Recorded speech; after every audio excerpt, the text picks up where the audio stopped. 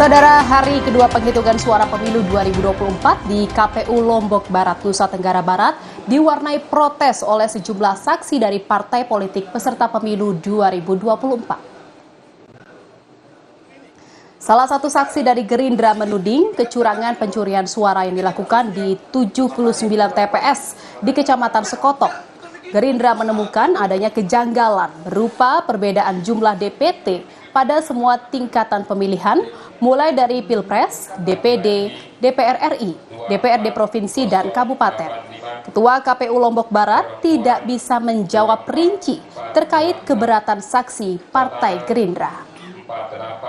511 daftar pemilih tambahan. KPU hanya melayani saja untuk rekapitulasi.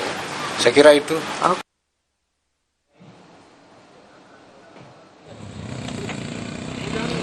Rapat pleno penghitungan suara di Kabupaten Kuningan, Jawa Barat diwarnai unjuk rasa.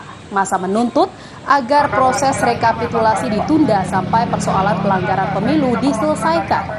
Masa yang tergabung dalam Koalisi Rakyat Kuningan Anti Penindasan atau Korakap mengancam menghentikan proses rekapitulasi jika KPU Kuningan tetap melakukan proses penghitungan suara. Ketua KPU Kabupaten Kuningan Asep Budi Hartono memastikan kegiatan rapat pleno rekapitulasi penghitungan perolehan suara pemilu 2024 tetap dilanjutkan sesuai jadwal. Akan dilanjutkan setelah proses tatip ini disetujui. Misalkan kita akan bagikan, setelah bagikan kita sampaikan lagi, pasti teman-teman akan membaca untuk selanjutnya apakah instrumen-instrumen yang dari nomor 1 sampai nomor 20 itu sesuai dengan aturan yang ada, baik dari PKPU 5 2024 atau juga dari keputusan 219. Berarti dengan adanya demo tadi tidak terpengaruh berarti ya Pak, proses rekapitulasi? Akan tetap dilanjutkan nanti? Tetap dilanjutkan. Komisi Pemilihan Umum atau KPU RI menggelar penghitungan suara secara nasional dan penetapan hasil pemilu 2024 pada Rabu 28 Februari 2024. Namun, rapat pleno langsung diskors setelah dinyatakan terbuka. Oleh karena itu, sementara kita skors, nanti kita lanjutkan setelah kami selesai mengikuti atau menghadiri sidang DKPP. Demikian rapat pleno kita skors sementara. Assalamualaikum warahmatullahi wabarakatuh.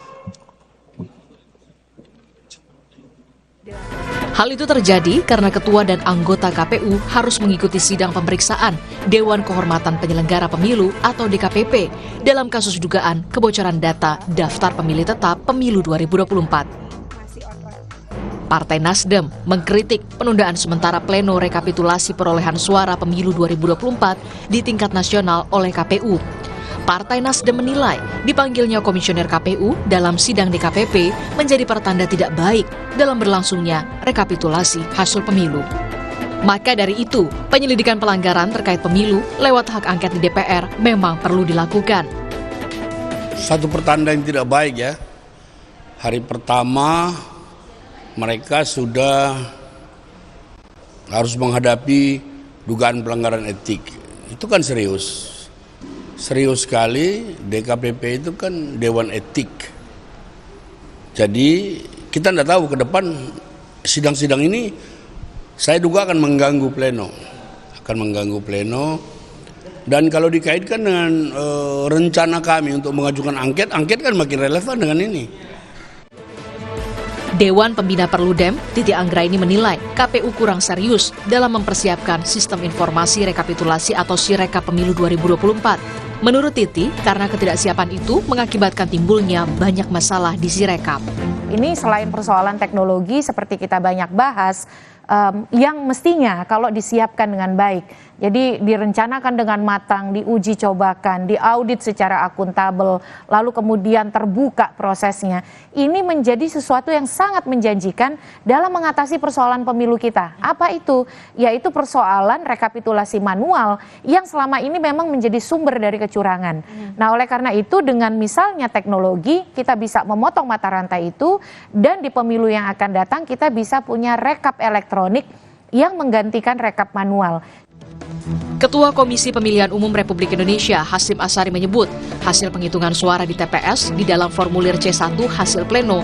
Jika ada pembacaan hasil di Sirekap yang tidak sesuai dengan unggahan C1 tidak sinkron, menurut Hasyim, yang dijadikan rujukan adalah unggahan formulir tersebut. Ini yang namanya menyalin dari formulir plano ke kuarto, itu pasti ada potensi salah tulis, salah jumlah, salah hitung, dan seterusnya.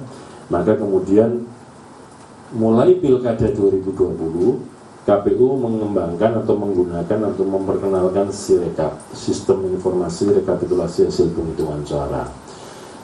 Model atau metode yang digunakan adalah aplikasi Sirekap oleh teman-teman KPPS, itu di-download di handphonenya masing-masing, dan di dalam handphone itu,